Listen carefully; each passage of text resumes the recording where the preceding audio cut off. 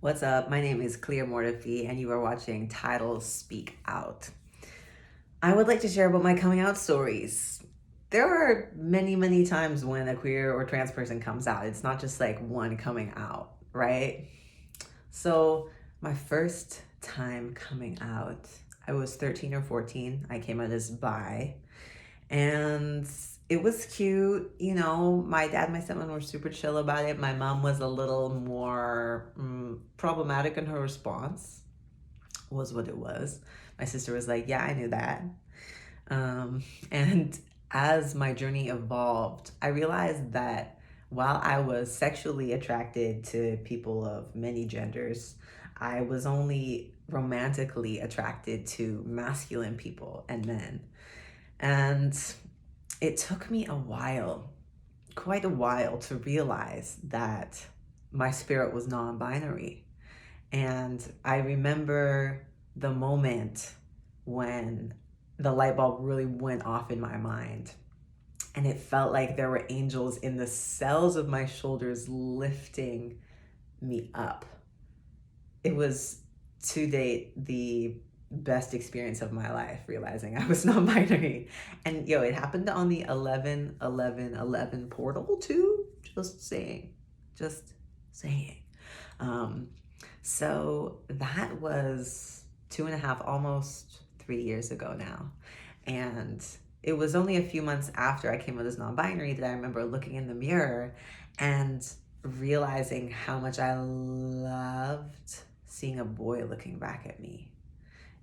I was kind of, like so, and you couldn't see my chest, and my hair was short for the first time in my life. It was like this cute little bowl cut. It's a blue bowl cut.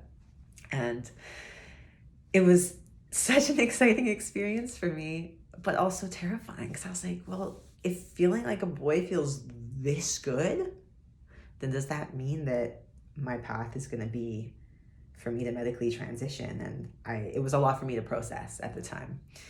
So fast forward about 1.5 years after that, and I decided to start testosterone and to get top surgery. And I've now been on T for 10 months, started off microdosing, and now I'm on 0.6 milliliters of T every other week. And I got top surgery 2 months ago, and just feel better than ever in my body. So I'm so grateful to all the trans people who have come before me and paved this way for me, especially trans women of color. Like, they've done so much of the heavy lifting for us. And the fact that now I get to exist as who I am, it's the best thing that's ever happened to me, is remembering my transness and getting to live into it. And I want to remind folks that gender doesn't have to be a linear journey. It's not like, female to male and that's that.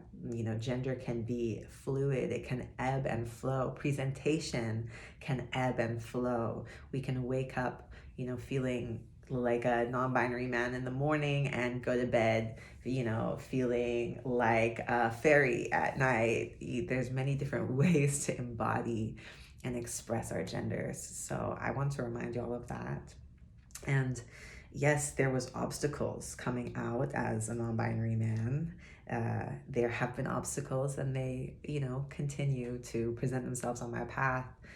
But the fact that I no longer have to pretend to be somebody that I'm not is making up for all of the hurdles that I have to jump over now as a trans person. Like, literally not having to experience as much gender dysphoria, and also getting to just live authentically, is the greatest grace and blessing that I've ever experienced. So happy Pride Month, my fellow human beings. I'm sending you so much love, so many blessings, and go live your life, babe.